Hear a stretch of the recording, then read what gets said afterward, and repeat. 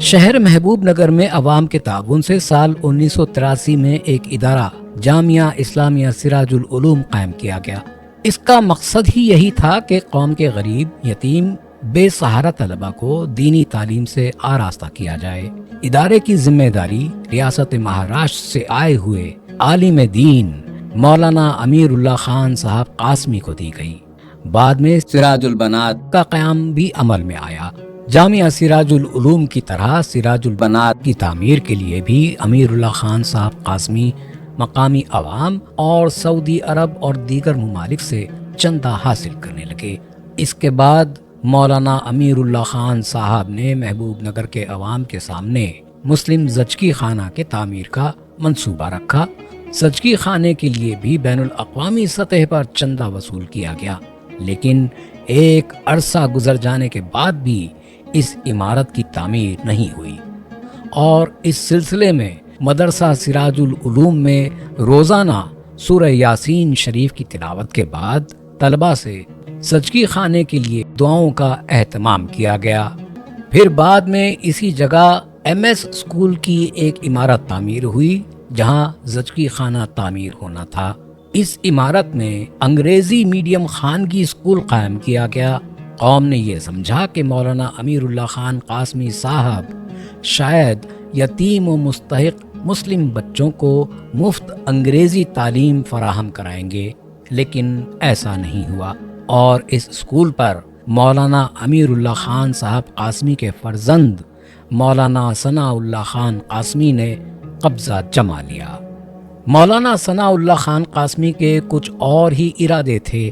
وہ اس اسکول میں زیادہ فیس وصول کرنے لگے اور ساتھ ہی ساتھ سعودی عرب، کویت، ترکی، شارجہ اور دیگر مقامات سے اسکول کے لیے غریب یتیم بچوں کے نام پر بھاری رقم وصول کرنے لگے۔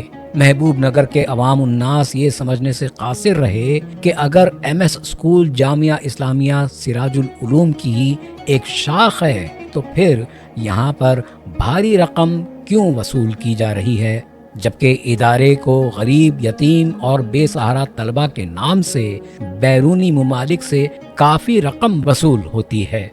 شہر محبوب نگر کے مسلمان مولانا امیر اللہ خان صاحب کی طرف متوجہ ہو کر دیکھ رہے تھے اور امید تھی کہ قوم کے لیے کچھ کام کریں گے، لیکن افسوس ایسا کچھ بھی نہیں ہوا۔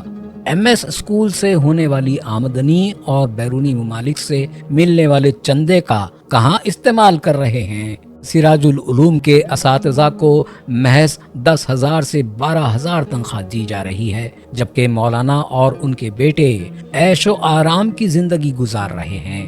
ان کے پاس بڑی بڑی کاریں ہیں۔ یہ سب کہاں سے آ رہا ہے؟ عوام یہ سب کچھ دیکھ رہے تھے۔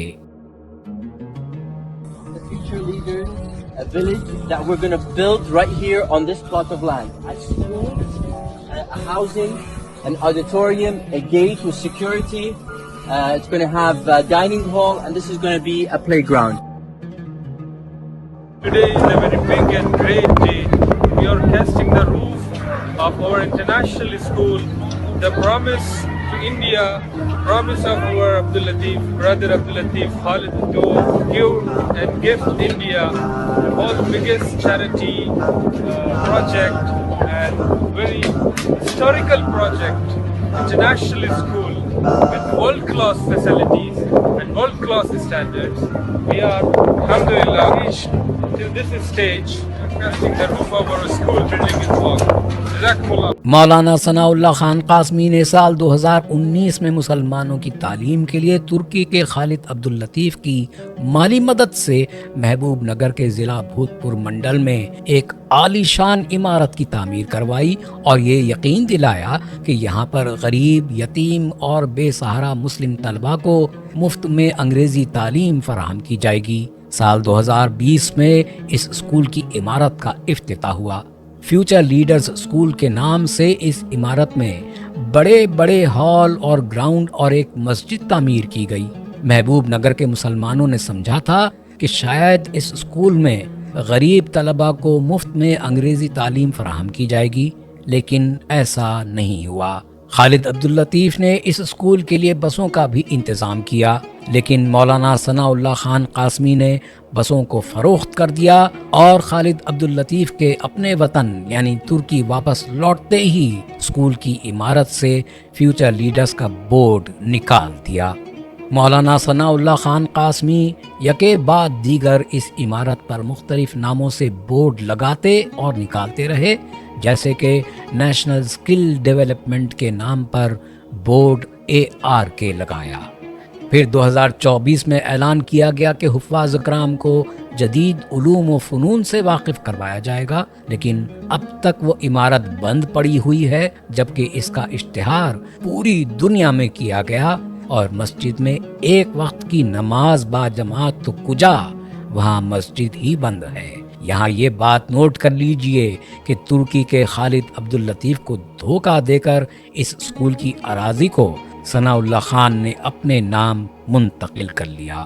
اس عمارت کا استعمال کرتے ہوئے سوشل میڈیا کے ذریعے ثناء اللہ خان قاسمی غریب یتیم بچوں کے نام سے چندے وصول کر رہے ہیں، جبکہ اسکول کی عمارت میں ایک طالب علم بھی نہیں اور پوری عمارت خالی پڑی ہے۔ اس کے علاوہ مولانا ثناء اللہ خان کی ویب سائٹ سے بتایا گیا ہے کہ مولانا 12 ریاستوں میں 73,000 خاندانوں میں ہر سال قربانی کا گوشت تقسیم کرتے ہیں، لیکن ان سوالوں کا کوئی جواب نہیں ہے کہ قربانی کے جانور کہاں ذبح ہوتے ہیں، کہاں ہیں یہ خاندان، کیسے تقسیم ہوتا ہے یہ گوشت۔ سوالوں کے جواب نہ صحیح، ایک بات واضح ہے کہ اس طرح مولانا ثناء اللہ خان قاسمی چندے کی خوب رقم حاصل کرتے ہوئے عیش پسند زندگی بسر کر رہے ہیں۔ مولانا امیر اللہ خان قاسمی جو داڑھی کٹوانے پر اپنے شاگردوں کو جوتوں سے پیٹا کرتے تھے، اپنے ہی فرزند کے معاملے میں کیوں خاموش ہیں؟ شریعت کو بھی بالائے طاق رکھ دیا گیا۔ ان کے فرزندان جنہیں شریعت کا پیکر ہونا چاہیے تھا، غیر شرعی داڑھی رکھے ہوئے ہیں، یہاں تک کہ مسجد میں سگریٹ نوشی کرتے ہیں۔ مولانا امیر اللہ خان قاسمی کو یہ ناجائز حرکتیں کیوں نظر نہیں آ رہی ہیں؟ امیر اللہ خان قاسمی جامعہ سراج العلوم کے طلباء اور اساتذہ اکرام کو حرام خور کہتے تھے، اور آج خود انہی کی اولاد ناجائز حرکتیں کر رہی ہے۔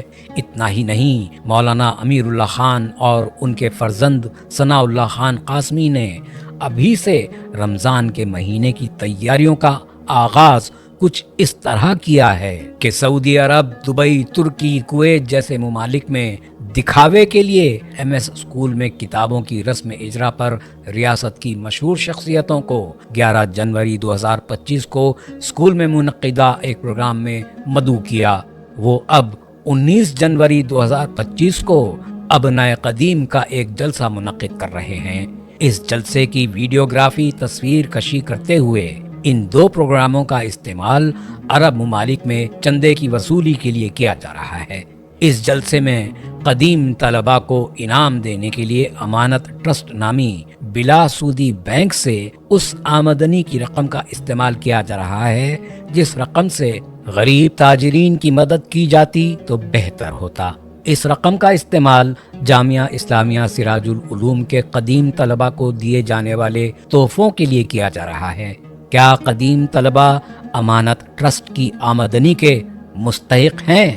طلباء کو اس بارے میں سوچنا چاہیے اور اپنے حضرت والا سے اس ضمن میں سوال بھی کرنا چاہیے کہ یہ منمانی کیوں کی جا رہی ہے؟ چندے کے ذریعے آنے والی رقم کہاں جا رہی ہے؟ غریب مفلس مسلمانوں کے نام سے کب تک چندہ حاصل کیا جائے گا؟ تلنگانہ اور محبوب نگر کے عوام کو، اہل خیر حضرات کو اور بیرونی ممالک کے حضرات کو بھی ان کی حرکتوں کا نوٹس لینا چاہیے۔ صاحبان، ان انکشافات کا، ان باتوں کا پردہ فاش کرنے کا مقصد کسی کی دل آزاری کرنا یا کسی کو بدنام کرنا نہیں ہے، بلکہ ہم صرف اتنا چاہتے ہیں کہ جو بھی حقائق ہیں، سچائی ہے، وہ سب کے سامنے آئے۔ والسلام ورحمۃ اللہ وبرکاتہ۔